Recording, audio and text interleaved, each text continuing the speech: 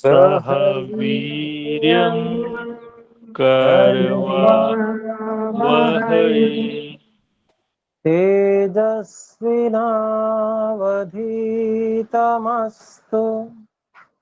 तेजस्विनावधीतमस्तु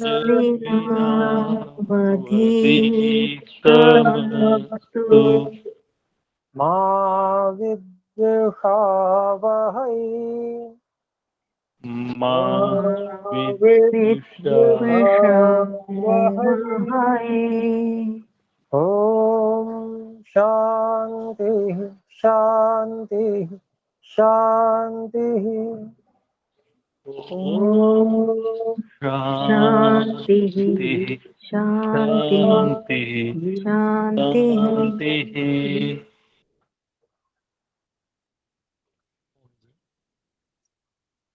वाल्मीकि रामायण की इस कक्षा में हम आज 31वें सर्ग जो बालकांड का है उसके 31वें सर्ग का स्वाध्याय करने वाले हैं। इससे पहले जो महाराजा दशरथ के वंश का वर्णन महर्षि विश्वामित्र जी ने किया था और उसके बाद में महाराजा जनक ने भी अपने वंश का वर्णन किया था। तो उसके बाद में इस 31वें सर्ग में श्री राम, लक्ष्मण, भरत और शत्रुघ्न इन चारों भाइयों के विवाह संबंधों को तय किया जाएगा पूरी तरह से, क्योंकि दो का तो संबंध तय हो ही चुका था, बाकी दो का भी अर्थात भरत और शत्रुघ्न का भी होगा संबंध तय।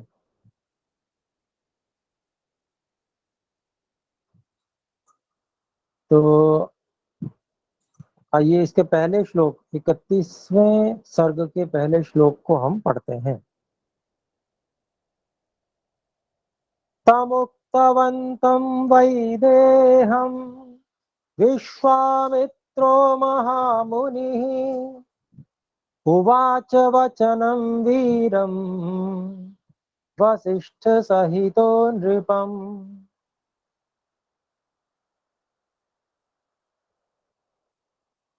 तो इस श्लोक का पदच्छेद हम कर रहे हैं। तब तम उक्तवंतम वैदेहम विश्वामित्रः महामुनिः उवाच वचनं वीरं वसिष्ठ सहितः नृपम्। तो इसका हम अन्वय भी करते हैं।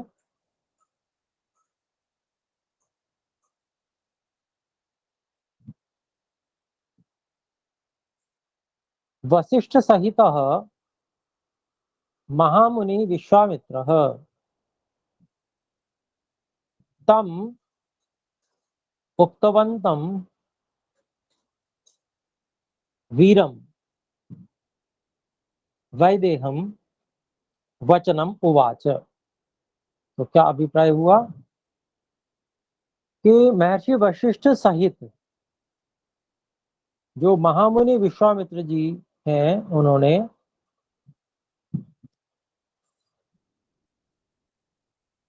उन जो वैदेह वीर महाराजा जनक जो कह रहे थे, जो सुना रहे थे अपने वंशादि का विवरण,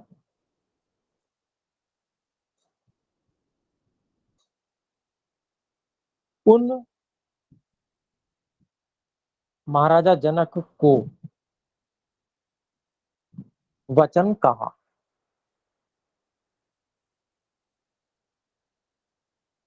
तो क्या कहा वो अगले श्लोक में है।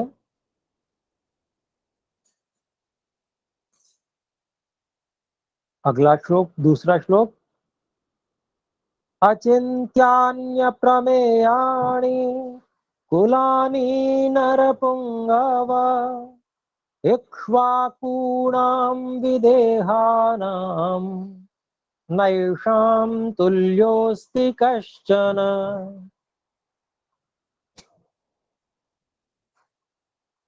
तो महर्षि विश्वामित्र जी वशिष्ठ महर्षि जी के द्वारा सपोर्ट लेकर, उनका आश्रय भी लेकर, और फिर आगे बात कह रहे हैं। तो इस श्लोक का हम पदच्छेद करते हैं। अचिंत्यानि अप्रमेयानि कुलानि नरपुंगव इक्ष्वाकूणां विदेहानां न येषां तुल्यः अस्ति कश्चन। तो इसका अन्वय देखते हैं।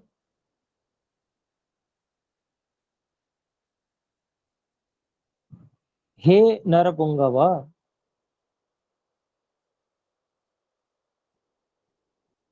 इक्ष्वाकूणां विदेहानां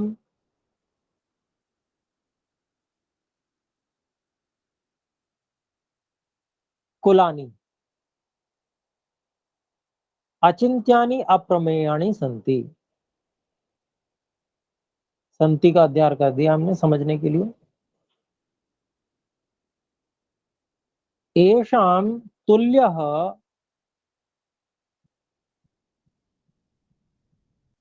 न कश्चन अस्ति। तो ये महर्षि विश्वामित्र जी कह रहे हैं कि हे नरों में श्रेष्ठ महाराजा जनक जी,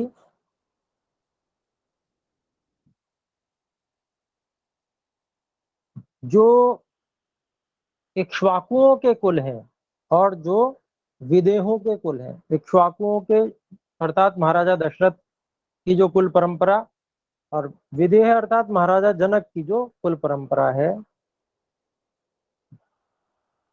ये जो कुल हैं, कुलानी, ये जो कुल हैं,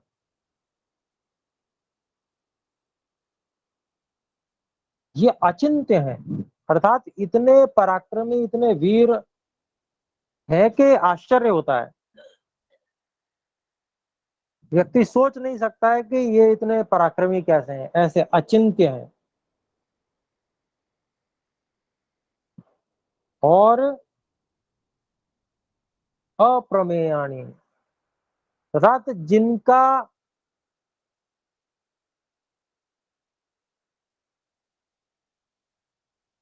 जिनकी जो महिमा है, विशेषताएं हैं, उनको सामान्य रूप से गिना भी नहीं जा सकता है। अप्रमेयाणी।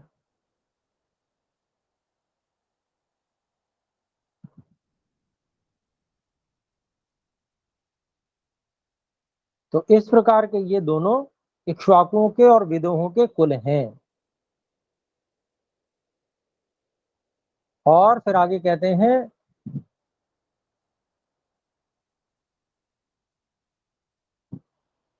कि हे नरों में श्रेष्ठ महाराजा जनक, इन दोनों कुलों के समान कोई भी दूसरा और कोई कुल नहीं है। वो सर्वश्रेष्ठ कुल उस समय के ये दोनों इक्ष्वाकुओं के कुल और विदेहों के ये कुल थे, जिसके बारे में महर्षि विश्वामित्र जी बता रहे हैं। तो अगला तीसरा श्लोक है। सदृशो धर्म संबंध सदृशो रूप संपदा राम लक्ष्मणयो राजन् सीता चोर्मिलया सह।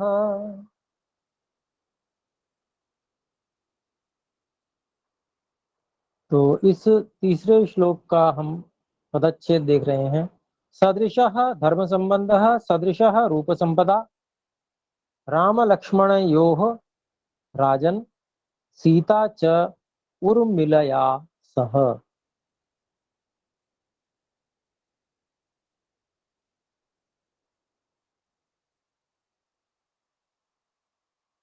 इसका हम अन्वय करते हैं। हे राजन, राम लक्ष्मणयोः सीता च उर्मिलया सह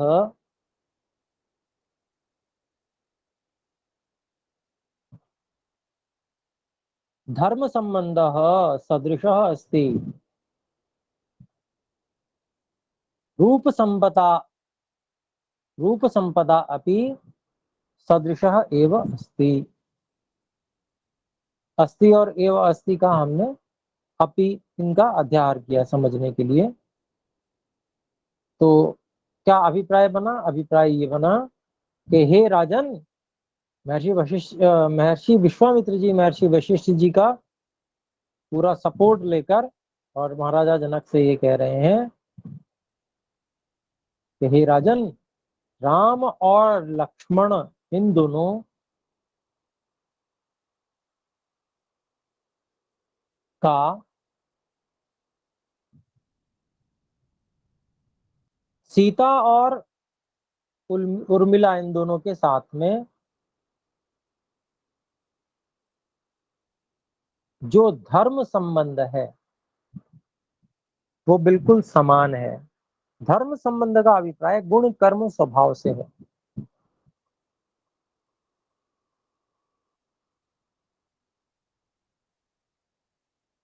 वो सदृश है।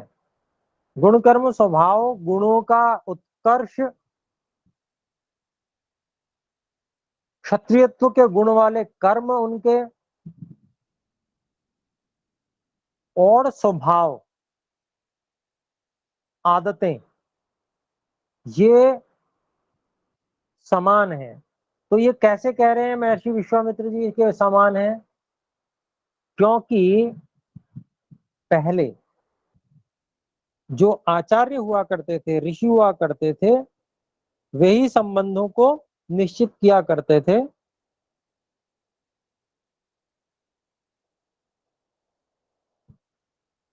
और वे सब ब्रह्मचारी और ब्रह्मचारिणियों जो विवाह योग्य हो जाते थे, समावर्तन जिनका हो जाता था, उनके जो इतिहास उनके आचार्यों द्वारा लिखे जाते थे, उनका मिलान करके समान गुण कर्म स्वभाव को मिलाते थे। तो यही कार्य यहाँ पर महर्षि विश्वामित्र जी ने किया है। और फिर वो ये बात बता रहे हैं, इस बात की सभा में उद्घोषणा भी कर रहे हैं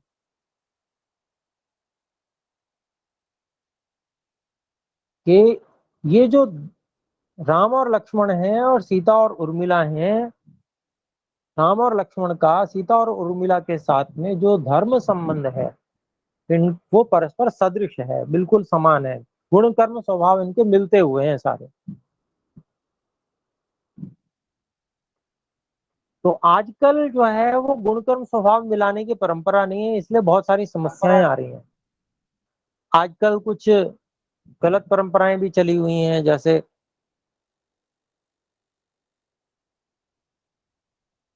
उसमें फलित ज्योतिष आदि पर सहारा लेकर उसका और कुछ 16 गुण मिलाए जाते हैं इस प्रकार से, जो कि जिसका कोई प्रभाव नहीं है। और कितने ही गुण मिला लें उसके बाद भी आज हम साक्षात देख रहे हैं कि लोग अलग हो जाते हैं।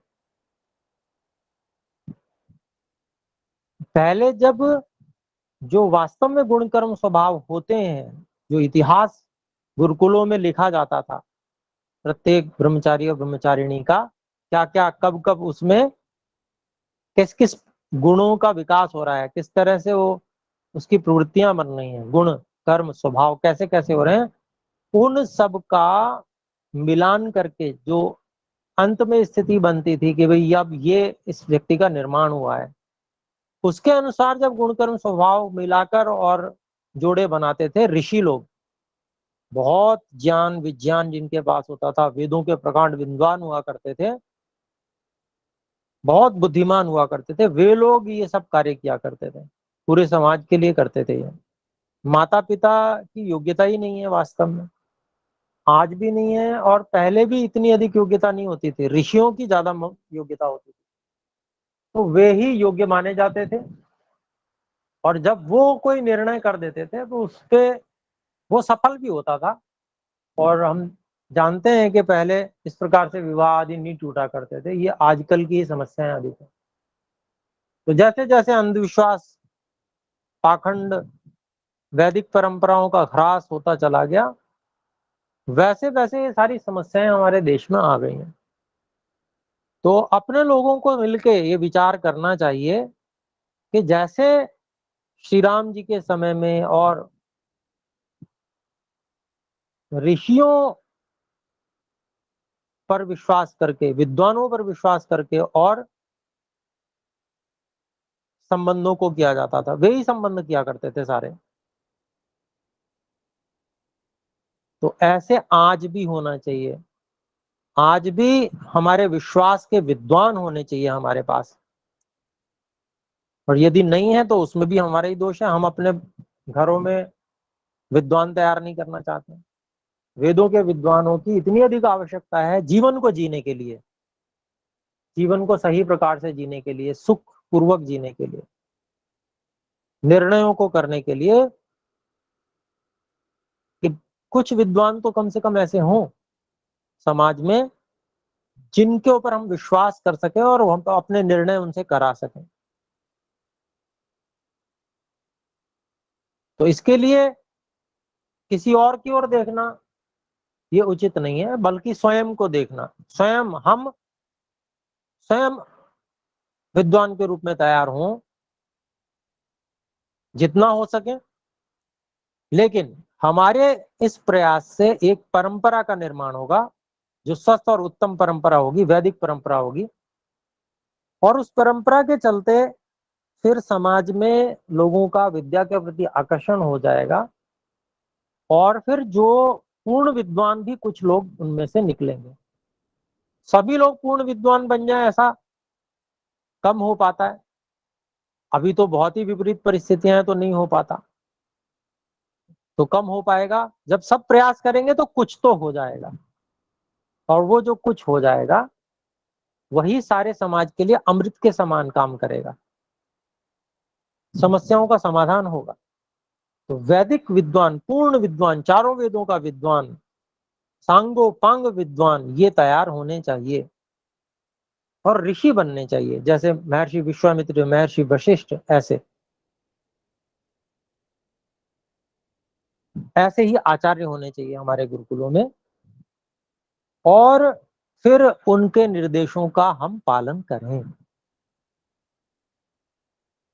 और समाज में जो भी संबंध हो, विवाह आदि संबंध हो, वो उनके द्वारा ही सुनिश्चित कराए जाए। ये जो परंपरा, वैदिक परंपरा, स्वस्थ उत्तम परंपरा है, वो चलनी चाहिए।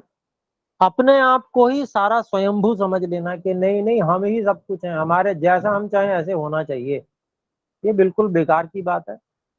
ये अभिमान है, चाहे कोई भी हो, चाहे बड़ा हो चाहे अवस्था में बड़ा हो, परंतु अगर उसमें ये अभिमान है तो वो ठीक नहीं है, ये हमको स्वीकार करना चाहिए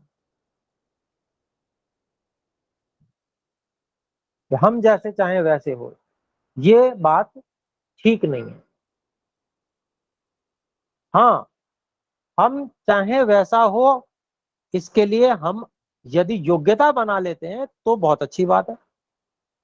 हम उतनी योग्यता बनाएं, फिर जरूर सब लोग हमारी बात मानेंगे। उसके लिए पुरुषार्थ दिखना चाहिए, विद्या के प्रति आकर्षण होना चाहिए, विद्या के लिए समर्पण होना चाहिए। अविद्या का नाश और विद्या की वृद्धि के लिए एड़ी से चोटी का तक का जोर लगाया जाना चाहिए। तो यहाँ पर ये बात विशेष जो श्लोकों के माध्यम से प्रकट हो रही है, वो मैंने आपके सामने रखी कि ये जो कार्य है गुण कर्म स्वभाव को मिलाने का, ये सामान्य राग द्वेष से युक्त व्यक्ति के बस की बात नहीं है।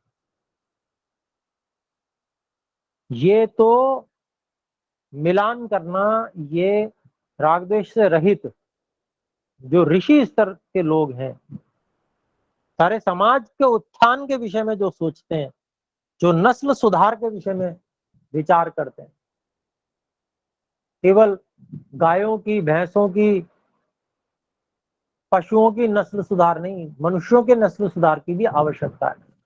और वो नस्ल सुधार उचित संबंधों से ही हुआ करता है। ब्रह्मचर्य का पालन किए हुए, ब्रह्मचर्य से पूरित शरीरों वाले और परस्पर गुण कर्म स्वभाव समानता सदृशता से मिलाकर जब विवाह होते हैं तो कुलों की उन्नति होती है, मनुष्य शक्तिशाली बनते हैं और एक स्वस्थ समाज जन्म लेता है। ऐसी स्थिति अपने लोगों को यहाँ पर इससे प्रेरणा लेनी चाहिए। तो यही यहाँ पर क्या है, सदृश धर्म संबंध, सदृश रूप संपदा, रूप गुण में भी वो तुल्य हैं, शरीर सौष्ठव, अंगों के जो विन्यास हैं, शरीर की जो हाइट, ऊंचाई इत्यादि, ये भी सम, योग्य, एक दूसरे के योग्य। श्री राम जी सीता जी के योग्य, सीता जी श्री राम जी के योग्य, ऐसे लक्ष्मण उर्मिला जी के योग्य और उर्मिला जी लक्ष्मण जी के योग्य। वो बिल्कुल सदृश, जिसको कहते हैं ना जोड़ी मिला लेना पूरा, ऐसा ऋषि लोग किया करते थे। तो उन्होंने ये बात सबके सामने प्रस्तुत की है महर्षि विश्वामित्र जी ने इस श्लोक के माध्यम से। अगले श्लोक में चलते हैं। अगला श्लोक है, चौथा श्लोक है, वक्तव्यं व नरश्रेष्ठ श्रूयतां वचनं मम भ्राता यवीयान् धर्मज्ञ एष राजा कुशध्वजः। तो अपनी बात को बढ़ाते हुए कि उन्होंने श्री राम जी और लक्ष्मण जी के लिए जो कन्याओं का चयन किया है, या उन सीता जी और उर्मिला जी के लिए जो वरों का चयन किया है श्री राम और लक्ष्मण जी के रूप में, उनके अलावा भी उन्होंने कुछ सोच रखा है, और भी कुछ मिलान किया है, वो अब आगे के श्लोकों में बता रहे हैं। तो इसका हम पदच्छेद देखते हैं। वक्तव्यम व नरश्रेष्ठ श्रूयताम वचनम मम भ्राता यवीयान धर्मज्ञ एषः राजा कुशध्वजः। इसका हम अन्वय देखेंगे।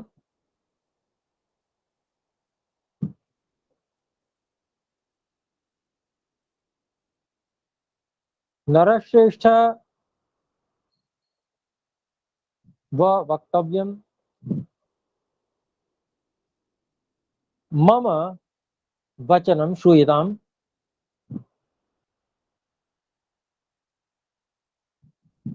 एष धर्मज्ञ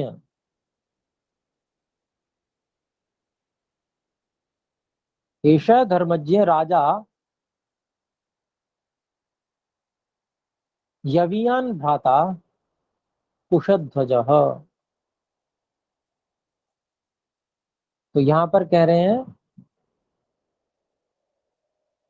कि हे नरश्रेष्ठ महाराजा जनक जी, और हम आपको कुछ कहना चाहते हैं कि और आप मेरे वचन को कृपया सुनिए। श्रूयताम, और वो कहते हैं एष, यह जो धर्मज्ञ, धर्म को जानने वाले राजा आपके भाई, छोटे भाई कुशध्वज जो हैं, तो उनके बारे में और भी अगले श्लोक में कह रहे हैं, 5वें श्लोक में, अस्य धर्मात्मनः राजन् रूपेण अप्रतिमं भुवि सुताद्वयं नरश्रेष्ठ पत्न्यर्थं वरयामहे। तो यहाँ पर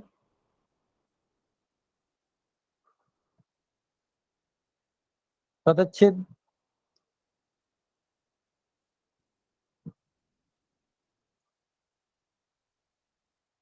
अस्य धर्मात्मनः राजन् रूपेण अप्रतिमं भुवि सुत सुताद्वयं नरश्रेष्ठ पत्न्यर्थं वरायामहे। और इसका हम अन्वय करते हैं।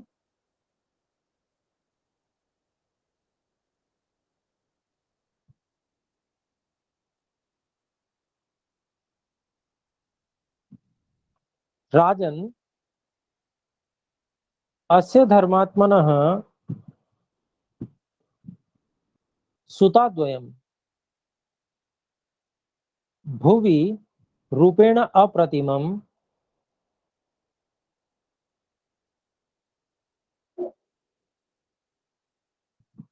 हे नरश्रेष्ठ पत्न्यर्थं वरायामहे।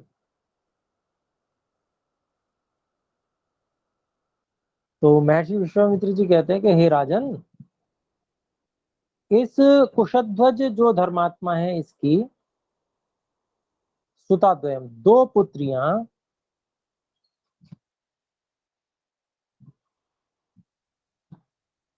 संसार में रूप, सुंदर रूप में अप्रतिमम, सबसे अधिक विशिष्ट है।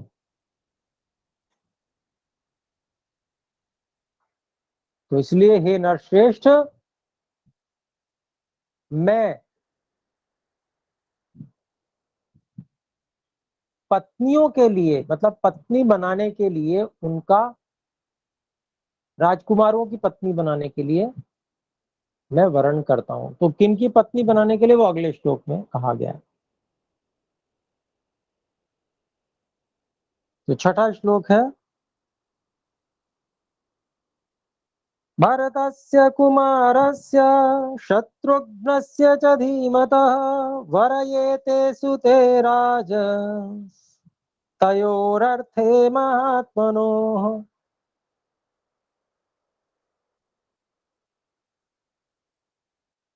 पदच्छेद है, भरतस्य कुमारस्य शत्रुघ्नस्य च धीमतः वरयेते सुते राजन् तयोः अर्थे महात्मनोः। और इसका अन्वय होगा, कुमारस्य भरतस्य धीमतः शत्रुघ्नस्य च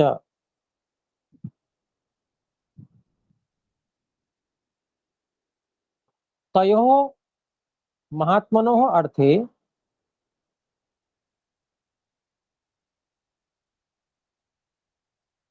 हे राजन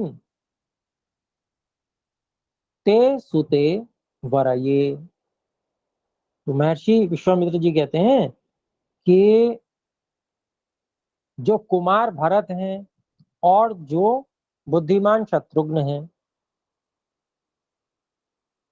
उन दोनों के लिए, उन दोनों महात्माओं के लिए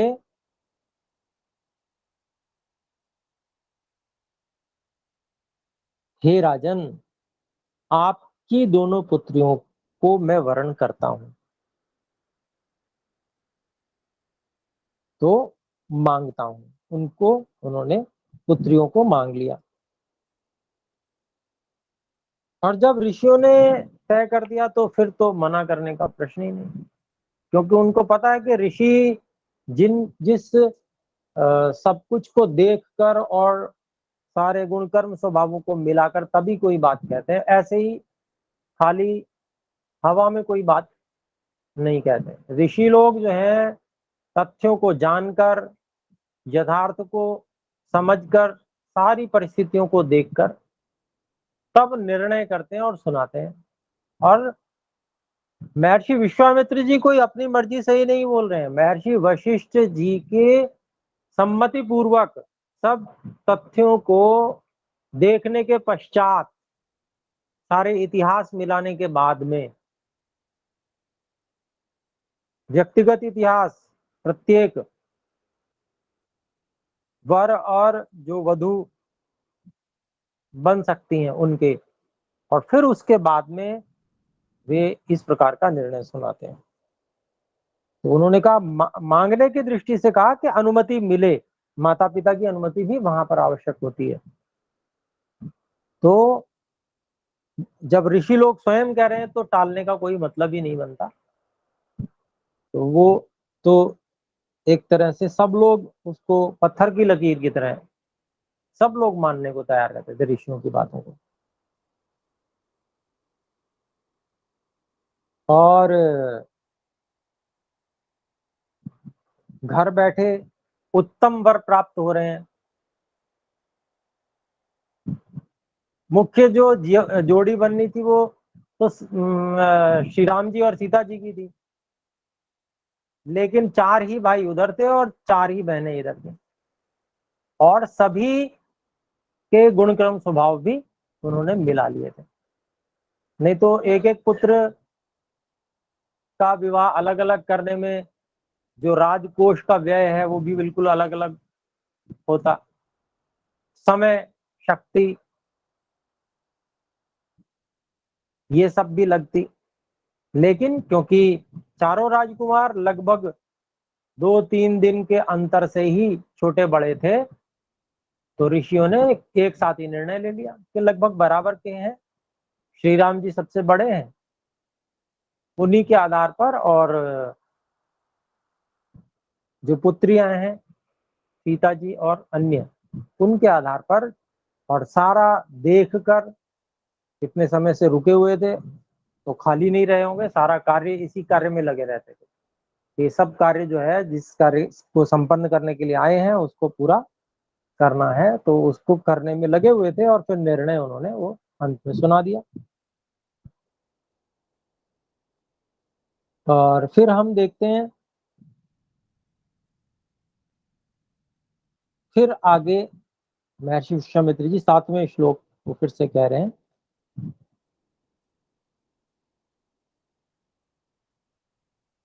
तो 7वां श्लोक है, पुत्रा दशरथस्येमे रूप यौवनशालिनः लोकपाल समाः सर्वे देवतुल्य पराक्रमाः। पदच्छेद है, पुत्राः दशरथस्य इमे रूप यौवनशालिनः लोकपाल समाः सर्वे देवतुल्य पराक्रमाः। तो इसमें पदच्छेद हो गया, इसका अन्वय भी देख लेते हैं। सरल ही वैसे श्लोक ये, दशरथस्य पुत्राः इमे, दशरथस्य इमे पुत्राः रूप यौवनशालिनः लोकपाल सर्वे लोकपाल समाः देवतुल्य पराक्रमः। अभिप्राय क्या हुआ कि महाराजा दशरथ के ये सारे पुत्र रूप और यौवन से संपन्न है, और सारे के सारे संसार का पालन करने में जैसे समर्थ हैं, लोकपाल सम है, और देवों के तुल्य जिनका पराक्रम है, ऐसे पराक्रम वाले हैं ये। तो सारे के सारे ही ये भाई पराक्रमी हैं, ऐसा महर्षि विश्वामित्र जी ने कहा। फिर 8वां श्लोक है, उभयोरपि राजेन्द्र संबंधेनानुबध्यताम् इक्ष्वाकुकुलमव्यग्र्यम् भवतः पुण्यकर्मण।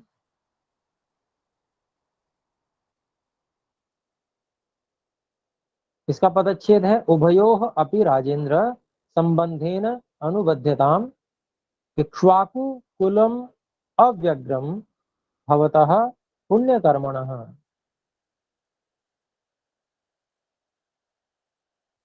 तो इसका पदच्छेद हो गया, अन्वय है,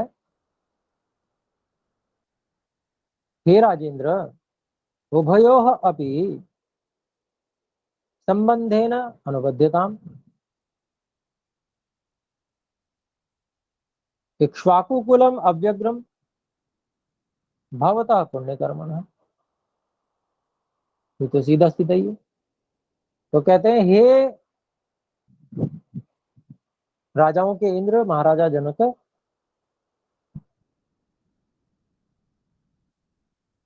दोनों को ही आप संबंध के द्वारा जोड़ लीजिए, दोनों का संबंध, इन दोनों का भी संबंध आप जोड़ लीजिए, ऐसा उनसे निवेदन कर रहे हैं। क्योंकि कहते हैं कि जो इक्ष्वाकु कुल है वह भी निर्दोष है, और आपका भी जो कुल है वो पुण्य कर्मों से युक्त है, पुण्य कर्मों वाला है। तो इस प्रकार से दोनों कुलों का संबंध इस प्रकार से जुड़ जाना चाहिए, ऐसा महर्षि विश्वामित्र जी महाराजा जनक से कह रहे हैं। 9वें श्लोक में आते हैं हम। विश्वामित्र वचः श्रुत्वा वसिष्ठस्य मते तदा जनकः प्राञ्जलिर्वाक्यमुवाच मुनिपुंगवौ। तो यहाँ पर महर्षि विश्वामित्र कह रहे हैं साक्षात रूप से, लेकिन महर्षि वशिष्ठ जी की साथ में सहमति है, अर्थात दोनों साथ में ही है। तो यहाँ पर दोनों जो मुनि हैं, दोनों ऋषि हैं, उन दोनों का ही विषय यहाँ पर आ गया। इसका पदच्छेद है कुलम धन्यम इदम मन्ये येषाम तौ मुनि पुंगवौ सदृशम कुल संबंधम यद यद आज्ञापयतः स्वयं। और इसका जो अन्वय है वो है सदा।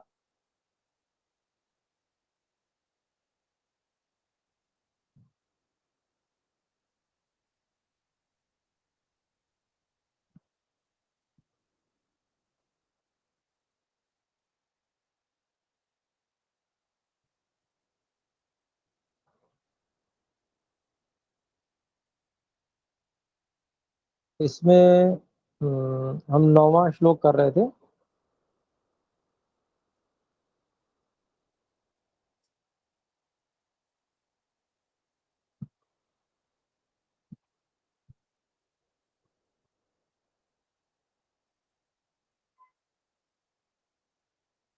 तो 9वें श्लोक को हम देख लेते हैं अन्वय पहले।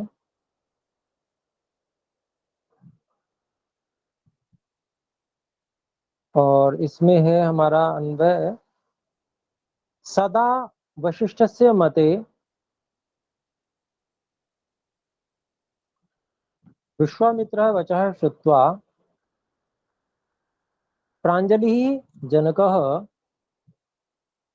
मुनिपुंगवौ वाक्यम उवाच।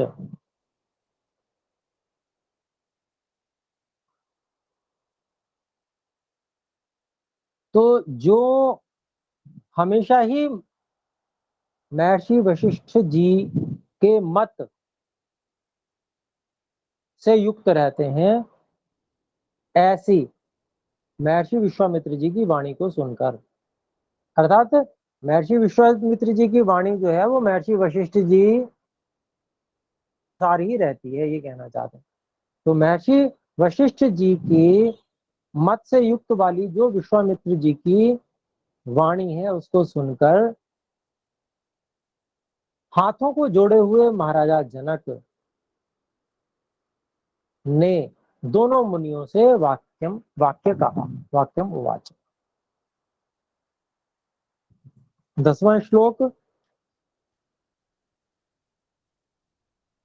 कुलम धन्यमिदं मन्ये येषां तौ मुनिपुंगवौ सदृशं कुल संबंधम यदाज्ञापयतः स्वयं। तो इसका अन्वय देखते हैं हम।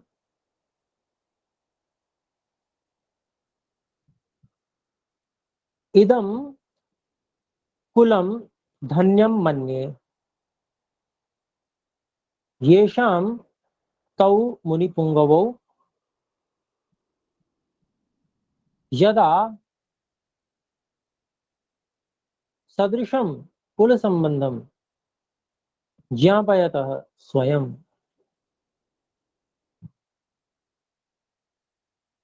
तो महाराजा जनक क्या कहते हैं कि मैं इस कुल को धन्य समझता हूं, मानता हूं, जिसमें आप दोनों जो ऋषि हैं, मुनियों में श्रेष्ठ जो ऋषि हैं, जिस कुल में आप दोनों हैं। क्यों? क्योंकि समान कुलों के संबंध को जब आप ही स्वयं आज्ञा कर रहे हैं तो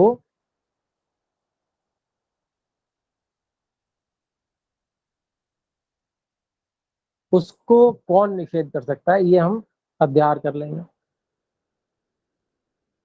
तो ऐसा महर्षि महाराज जनक जी कह रहे हैं, और अगले श्लोक में उन्होंने स्पष्ट रूप से अनुमति भी दे दी। 11वां श्लोक है, एवं भवतु भद्रं वः कुशध्वज सुते इमे पत्न्यौ भजेतां सहितौ शत्रुघ्न भरतावुभौ। इसका पदच्छेद है, एवं भवतु भद्रं वः कुशध्वज सुते इमे पत्न्यौ भजेतां सहितौ शत्रुघ्न भरतौ उभौ। तो इसका अब अन्वय है, वह भद्रम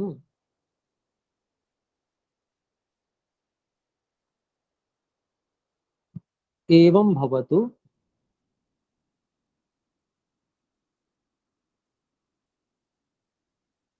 इमे कुशध्वज सुते उभौ भरतौ शत्रुघ्नौ सहितौ पत्न्यौ भजेताम। तो कहते हैं महाराजा जनक कि आप तुम सबका जो है कल्याण हो, और जैसा आप कह रहे हैं वैसा ही हो। एवं भवतु, जैसा महर्षि विश्वामित्र जी और महर्षि वशिष्ठ जी जैसा आप कह रहे हैं ऐसा ही होगा। ये जो कुशध्वज की दोनों बेटियां हैं, ये दोनों भरत और शत्रुघ्न, इन दोनों की साथ साथ पत्नियां बनेंगी।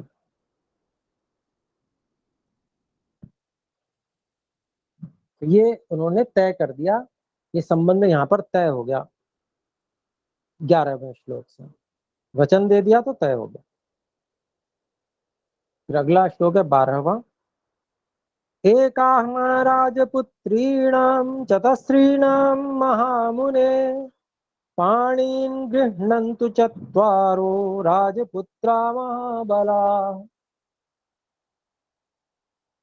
एकाहना राजपुत्रीणां चतस्रीणां महामुने पाणीन् गृह्णन्तु चत्वारः राजपुत्राः महाबलाः। तो ये पदच्छेद हो गया, सरल ही है। और इसका जो अन्वय है वो है, हे महामुने चतस्रीणां राजपुत्रीणां एकाहना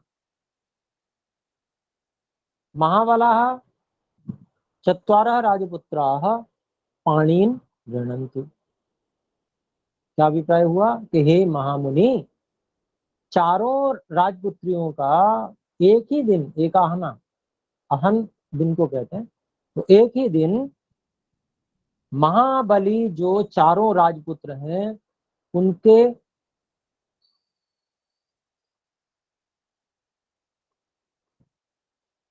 हाथों को ग्रहण करें, पानी ग्रहण करें। पानी ग्रहण अर्थात विवाह से संबंधी बात है, पानी ग्रहण कहते ही विवाह को। फिर 13वें श्लोक में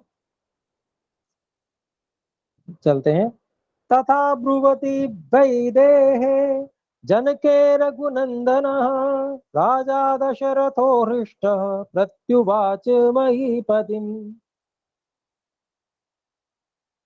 तो 13वें श्लोक में, तथा ब्रुवती वैदेहे जनके रघुनंदन राजा दशरथ हृष्ट प्रति उवाच महीपतिम्। पदच्छेद हो गया और अन्वय है इसका। वैदेहे जनके तथा ब्रुवति रघुनंदनः राजा दशरथः पृष्टः राजा दशरथः महीपतिं प्रति उवाच। अभिप्राय क्या हुआ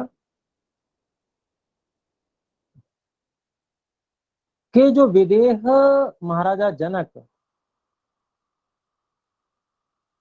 जो इस प्रकार का कह रहे थे, इस प्रकार से कह रहे थे, कहते हुए थे उस समय, कह रहे थे, अर्थात उनके कहते कहते ही महाराजा जनक जो विदेह थे उनके कहते कहते ही रघुनंदन महाराजा दशरथ जो प्रसन्न हो रहे थे, उन्होंने उन राजा जनक जो उस धरती के राजा थे, महीपति थे, उनको प्रत्युत्तर दिया। प्रतिउवाच, क्या वो प्रत्युत्तर दिया वो 14वें श्लोक में है। युवामसंख्येय गुणौ भ्रातरौ मिथिलेश्वरौ ऋषयो राजसंघाश्च भवद्भ्यामभिपूजिताः।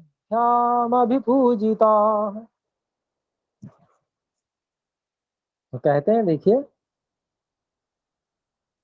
महाराजा दशरथ कह रहे हैं, यहाँ पर इसका अन्वय करते हैं।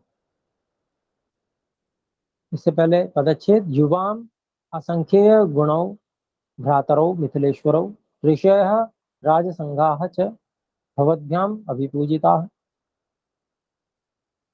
तो अन्वय हुआ, युवाम भ्रातरौ मिथिलेश्वरौ गणौ गुणौ असंख्येय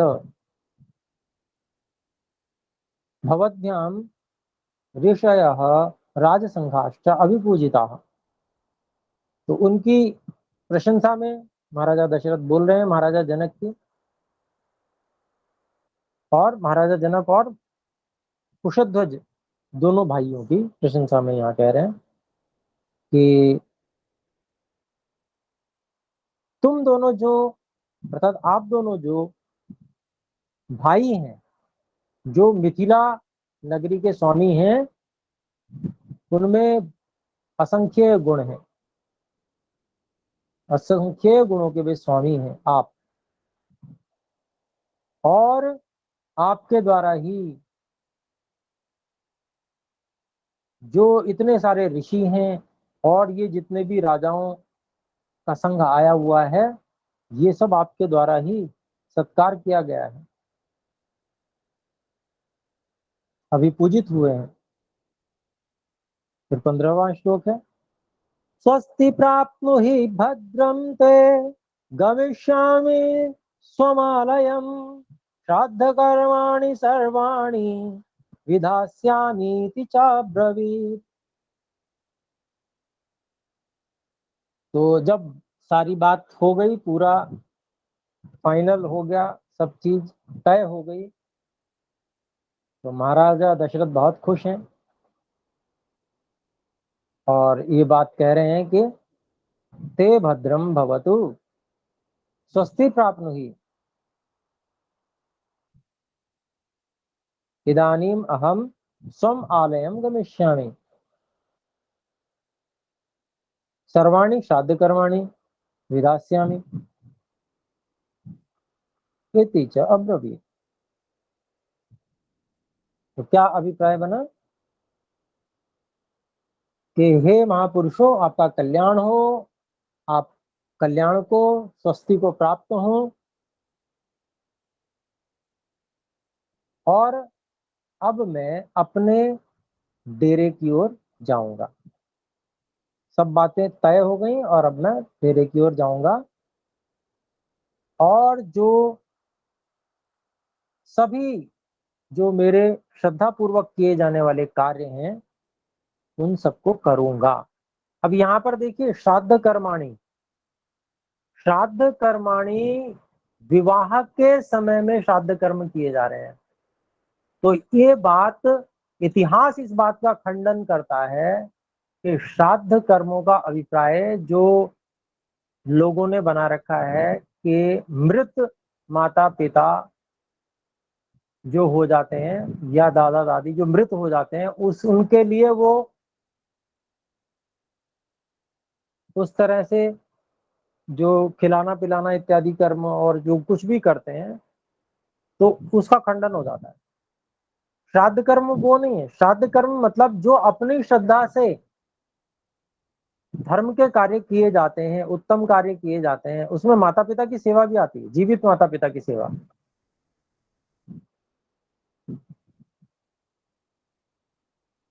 और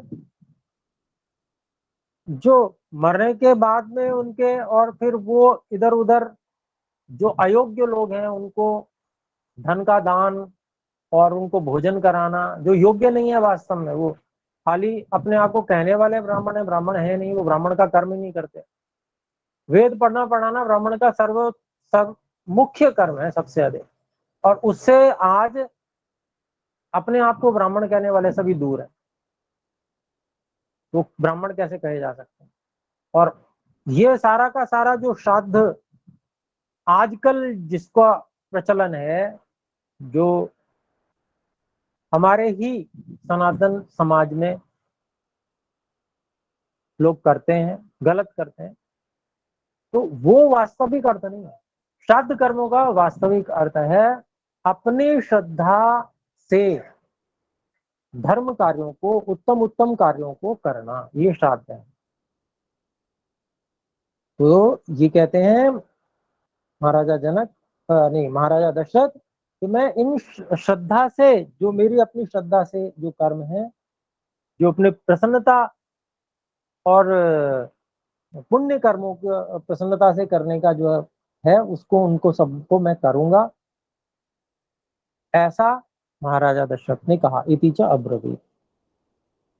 और फिर आगे वो क्या क्या श्राद्ध कर्म कर रहे हैं वो देखें, बताएंगे जी, वो देखिए।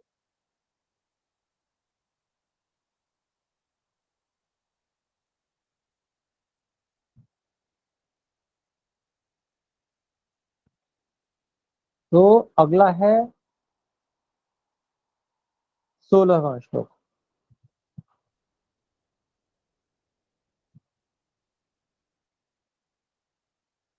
तमापृष्ट्वा नरपतिं राजा दशरथस्तदा मुनीन्द्रौ तौ पुरस्कृत्य मुनीन्द्रौ तौ पुरस्कृत्य जगामाशु महायशाः। इसका पदच्छेद है, तम आपृष्ट्वा नरपतिं राजा दशरथः तदा मुनि इंद्रौ तौ पुरस्कृत्य जगाम आशु महायशा। और 16वें श्लोक का अन्वय है,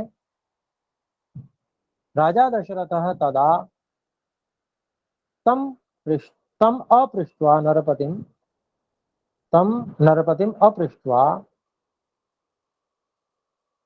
तौ मुनीन्द्रौ पुरस्कृत्य आशु महायशाः महायशा आशु जगाम। अभिप्राय क्या हुआ कि तब जो है महाराजा दशरथ ने महाराजा जनक से पूछकर, अर्थात अनुमति लेकर, और वो जो दोनों महर्षि वशिष्ठ और महर्षि विश्वामित्र जी थे, दोनों मुनीन्द्र उनको कहा गया है, तो उन दोनों को आगे करके शीघ्र ही वो वहां से चले गए, जो महायश वाले महाराजा दशरथ थे। तो 17वां श्लोक देखते हैं। स गत्वा निलयं राजा श्राद्धं कृत्वा विधानतः प्रभाते काल्यमुत्थाय चक्रे गोदानमुत्तमम्।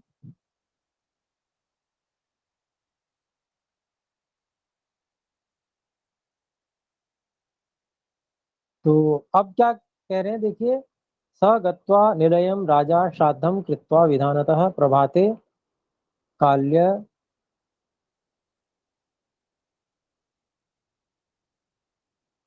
काल्यम उत्थाय चक्रे गोदानम अनुत्तमम।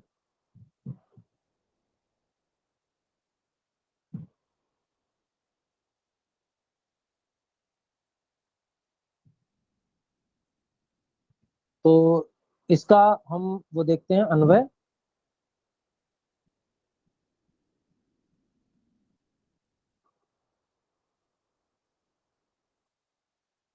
स निलयम गत्वा, स राजा निलयम गत्वा विधानतः श्राद्धं कृत्वा प्रभाते काल्यम उत्थाय उत्तमम गोदानम चक्रे।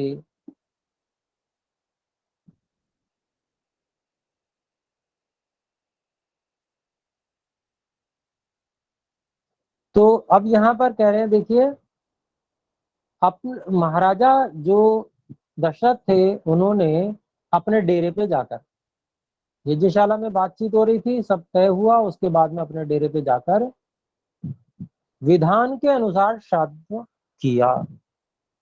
क्या विधान है? पंच महायज्ञ करने का विधान।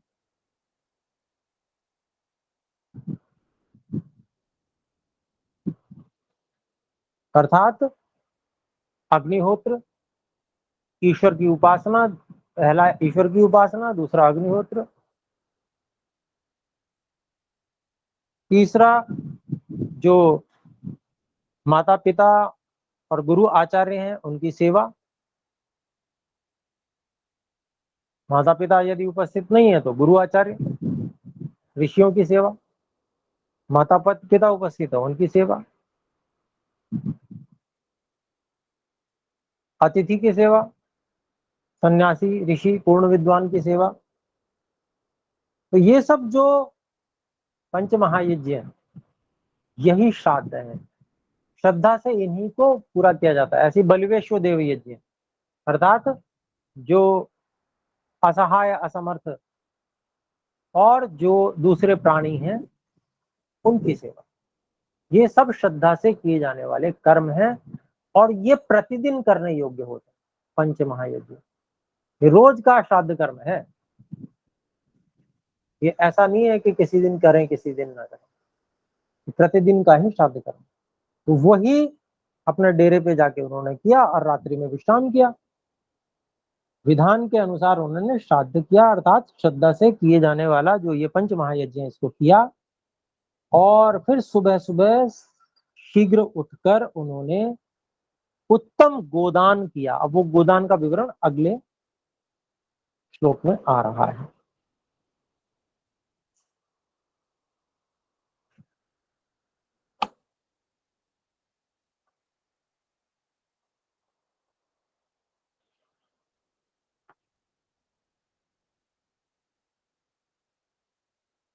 तो अगला श्लोक है 18वां। गवां शतसहस्राणि ब्राह्मणेभ्यो नराधिपः एकैकशो ददौ राजा पुत्रानुदिश्य धर्मतः। तो यहाँ पर गवां शतसहस्राणि ब्राह्मणेभ्यो नराधिपः एकैकशः ददौ राजा पुत्रान् उद्दिश्य धर्मतः।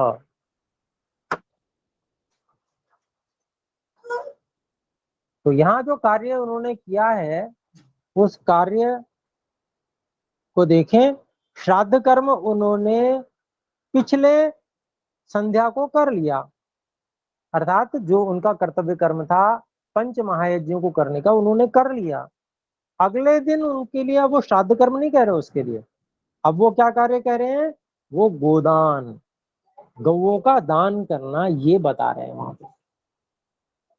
तो ये दोनों भिन्न भिन्न कार्य हैं और उसका उद्देश्य बता रहे हैं। जो अगले दिन गोदान कर रहे हैं उसका उद्देश्य भी यहाँ बता रहे हैं कि जो उनके पुत्र हैं उनका कल्याण हो, उनको आशीर्वाद मिले, विद्वानों का, वेद के विद्वान जो ब्राह्मण होते थे उनका, ये उनका उद्देश्य था। तो इस उद्देश्य से उन्होंने फिर प्रातःकाल, सायंकाल उन्होंने श्राद्ध कर्म कर लिया, अर्थात जो उनका उस दिन का जो शेष कार्य था, संध्या, उपासना, अग्निहोत्र इत्यादि, ये सारे के सारे जो हम पीछे गिन के आए। और फिर कहते हैं, देखिए, नराधिपः राजपुत्रान उद्दिश्य धर्मतः गवाम शतसहस्राणि गवाम ब्राह्मणेभ्यः एकैकशः ददौ। तो महाराजा दशरथ ने राजपुत्रों के जो राजपुत्रों की के लिए, राजपुत्रों का उद्देश्य करके ऐसा कह लें, और पुण्य प्राप्ति के लिए उन्होंने 1,00,000 शत सहस्राणी, शत 100 को कहते हैं और 100 को 1000 से गुणा करें तो 1,00,000 हो जाते। 1,00,000 जो गायें हैं वो ब्राह्मणों के लिए एक एक करके उन्होंने दी। तो बहुत अच्छा कार्य उन्होंने किया। मैं समझता हूँ समय हो गया है। तो चलिए, 18वें श्लोक तक हमारा पूरा हो गया है। 2 श्लोक इसके बाकी हैं, अगली बार कर लेंगे। तो आइए एक बार ओम का उच्चारण करें। ओम